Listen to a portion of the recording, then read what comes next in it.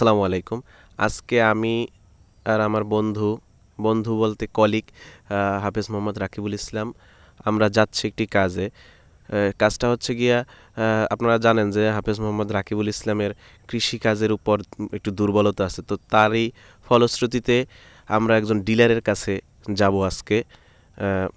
ডিলারের কাছে যাওয়ার মূল উদ্দেশ্য হচ্ছে কৃষিকাজকে কিভাবে বাকেরগঞ্জ উপজেলায় এবং আমাদের এই দক্ষিণাঞ্চলে নিচু জমিতে কিভাবে কোন পদ্ধতিতে চাষাবাদ কৃষিকাজটা করলে সঠিকভাবে এর ফলাফলটা পাওয়া যাবে। তো যেহেতু আমি বাকেরগঞ্জে থাকি, তো সেই জন্য সে বলছে যে হুজুর আপনি আমার সাথে যাবেন। আমি যেহেতু এপার থাকি, তো আমি যথা নিয়ম অনুযায়ী আমি আমার স্টেশন গোলদারবাড়িতে উপস্থিত থাকার কথা, এবং সে যেহেতু ওপার মানে পটুয়াখালী পাগলার ওদিকে থাকে, তো সে আসবে।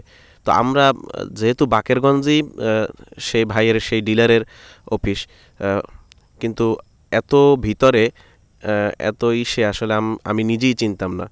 তো হুজুর একটু দেরি করে আসছে।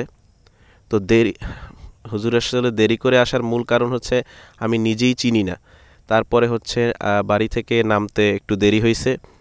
দেরি হওয়ার সুবাদে দেখা গেছে ওদিকে যাইতেও দেরি হয়ে গেছে, কারণ এই চামটা বাজার হচ্ছে বাকেরগঞ্জ থেকেও অনেক ভিতরে, একেবারে বরগুনার আগে আগে, নিয়ামতি দিয়া বেতাগির ওদিকে। যে কারণে আসলে আমার ওদিকে বেশি একটা যাওয়া হয় না, অতদূর পর্যন্ত যাওয়ার কোনো কারণও নাই আমার জন্য। আমি আমার লাইফে কোনো দিন যাই না, এই জন্য দেখা গেছে সমস্যাটা। তো আমরা যথারীতি অটো নিয়ে আমরা বাকেরগঞ্জ চলে আসছি। বাকেরগঞ্জে আসার পরে সেখান থেকে আবার আলাদা অটো নিয়ে সেই চামটা বাজারের উদ্দেশ্যে রওনা দিতে হবে। তো আমরা আলাদা অটো নিয়ে মাশাল্লাহ রওনা দিয়ে দিছি। এই হচ্ছে কালীগঞ্জ বাজার। প্রথমে আমরা অটো করে কালীগঞ্জ বাজারে ভিতর থেকে, তারপর পুয়াইউইটা একটা জায়গার নাম আছে, তো সেখান থেকে আস্তে আস্তে আমরা অটো নিয়ে যাচ্ছি। তো মূল বিষয় হচ্ছে যেটা হুজুর মনে করছি যে হাফেজ সাহেব মনে করছিল যে আমি হয়তো চিনি, যেহেতু বাকেরগঞ্জ, কিন্তু বাকেরগঞ্জ তো আর বাকেরগঞ্জ এরিয়া তো ছোট না, বাকেরগঞ্জ এরিয়া অনেক বড়। তো সেই জন্য আসলে আমারও ওই রকমের চেনা নাই। তো অটো মামার কাছে জিজ্ঞেস করতে করতে তারাই বলছে যে মামা ওইখানেই থামাই দেবো, না কোনো টেনশন করিয়েন না। এর ভিতরে আমরা তো এমনিতেই দেরিতে নামছি। দেখা গেছে 2টার সময় হুজুর বাসা থেকে নামলে আমরা সঠিক সময়ে দিনেই পৌঁছাইতে পারতাম। তো আমরা মোটামুটি কায়দায় রওনা দিয়ে আসার পরে একেবারে মাগরিবের সময় আমরা সেখানে পৌঁছেছি। তো নামার পরে আমরা দেখা গেছে সেখানে মাগরিবের নামাজ পড়ব, সেই উদ্দেশ্য নিয়ে যাইতেছি। নামাজ পড়ার জন্য মসজিদ, এলাকাবাসী বলল মসজিদ এই পাশেই আছে। তো আমরা আর দেরি না করে মসজিদ খোঁজার জন্য মসজিদে নামাজ পড়লাম, এবং ভাইয়ের সাথে কথা বলছে যে আপনারা মসজিদ থেকে নামেন, আমি আসি। তো মসজিদের পাশেই তার দোকান। তো আমরা দেখা গেছে তার দোকানে আসার পরে তার সাথে কথা বলে, যথেষ্ট পরিমাণ হেল্পফুল একজন মানুষ, এবং যথেষ্ট মন মানসিকতা অনেক সফট।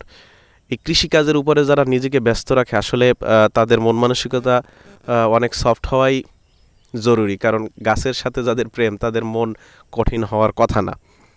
তো আমরা পরামর্শ করতেছিলাম যে এই বাকেরগঞ্জ অঞ্চলে, বরিশাল অঞ্চলে যে 6 মাস মোটামুটি পানিতেই তলানো থাকে, সেক্ষেত্রে আমাদের করণীয়টা কি। তো ভাই অনেক পরামর্শ দিয়েছেন। অনেক পরামর্শের ভিতরে ভালো একটা পরামর্শ ছিল, আমরা এই এলাকার মানুষগুলো দেখা গেছে জমি থাকলেই একটা বড় বড় গাছ লাগাই দেই। যে জিনিসটা না করে, ওই জমিটা যদি আমরা সম্পূর্ণরূপে ভরাট করে ভিতরে মাছ চাষ এবং পাশে যদি সবজি চাষ করি, দেখা গেছে ওই অফ সিজনেও আমরা করতে পারি। কিন্তু বরিশাল বাকেরগঞ্জের মানুষগুলো এটা করে না। এবং কিভাবে করলে যে সঠিক সময় সঠিক ফল পাওয়া যাবে, হ্যাঁ, কিভাবে করলে যে আমরা লসের পরিমাণটা কমাই আনতে পারবো, এই জিনিসটাও বাকেরগঞ্জ বরিশালের মানুষ ওইভাবে আর কি সচেতন না, কারণ সিজনের সময় পানি থাকে, ওই সময় অতটা কেয়ারও করে না। তো আমার হাফেজ সাহেব যেহেতু একটা প্রজেক্ট করার পর মোটামুটি তার ভিতরে একটা আসছে যে কিভাবে করলে আরও ভালোভাবে জিনিসটা করা যায়। তো ভাই ভালোই পরামর্শ দিয়েছেন, যে পরামর্শটা দেখা গেছে আমরা ভবিষ্যতে আমি না করি, হাফেজ সাহেব যদি প্রয়োগ করে দেখা গেছে মোটামুটি কায়দা একটা নিজেদের খাওয়ার জন্য হইলেও যে পরিমাণ সবজির দাম, নিজেদের খাওয়ার জন্য হইলেও দেখা গেছে পরিবারের চাহিদা মেটানোর জন্য হইলেও কৃষিকাজটা করা উচিত।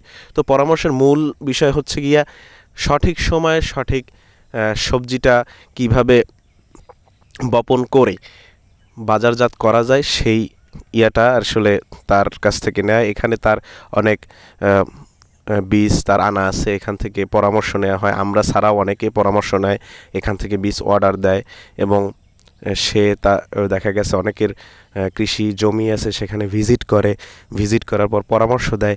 ভাইয়ের কাজই আসলে এইটা। সব কিছুর পরে